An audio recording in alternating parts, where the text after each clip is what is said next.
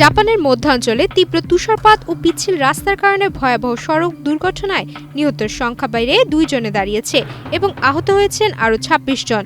দেশটির কানএৎসু এক্সপ্রেসওয়েতে সংঘটিত এই দুর্ঘটনায় অন্তত 50টি গাড়ি একে অপরের সঙ্গে সংঘর্ষে জড়িয়ে পড়ে।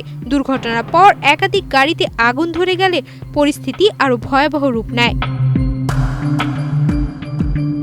স্থানীয় পুলিশ জানায়, গত 26 ডিসেম্বর স্থানীয় সময় সন্ধ্যা 7:30টার দিকে টোকিও থেকে প্রায় 160 কিলোমিটার উত্তর পশ্চিমে গুমনা প্রিফেকচার মিনাকামি এলাকায় এই দুর্ঘটনা ঘটে।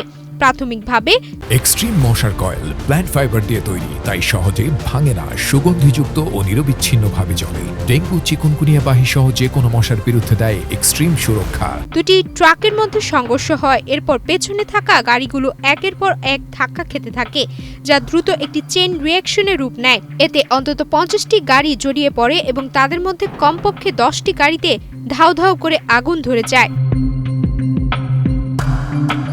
ফায়ার সার্ভিসের কর্মীরা ঘটনাস্থলে দ্রুত পৌঁছালে আগুন নেভানোর কাজ শুরু করেন। প্রায় 7.5 ঘন্টার চেষ্টার পর আগুন পুরোপুরি নিয়ন্ত্রণে আসে।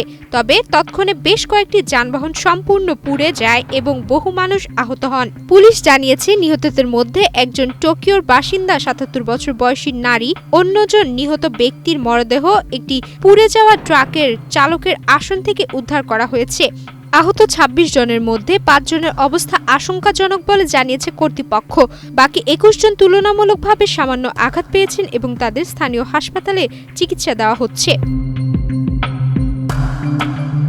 দুর্ঘটনার সময় এই এলাকায় ভারী তুষারপাতের সতর্কতা জারি ছিল। পুলিশের প্রাথমিক ধারণা, রাস্তার উপর বরফ জমে পিচ্ছিল হয়ে যাওয়ায় ট্রাকগুলো নিয়ন্ত্রণ হারিয়ে পিছলে যায়, যার ফলে এই ভয়াবহ দুর্ঘটনার সূত্রপাত ঘটে। একজন ষাটোর্ধ্ব প্রত্যক্ষদর্শী জানান, সংঘর্ষের সময় তিনি বিকট বিস্ফোরণের শব্দ শুনতে পান এবং দেখেন সামনের গাড়িগুলোতে আগুন ধরে গেছে। খুব দ্রুত সেই আগুন আশেপাশের গাড়িগুলোতে ছড়িয়ে পড়ে। তিনি আরও বলেন, তাকে সহ প্রায় 50 জনকে নিকটবর্তী একটি টোল প্লাজায় সরিয়ে নেওয়া হয়, যেখানে তাদের সারা রাত অবস্থান করতে হয়। দুর্ঘটনার পর কানএৎসু এক্সপ্রেসওয়ের একটি অংশ সাময়িকভাবে বন্ধ করে দেওয়া হয়েছে।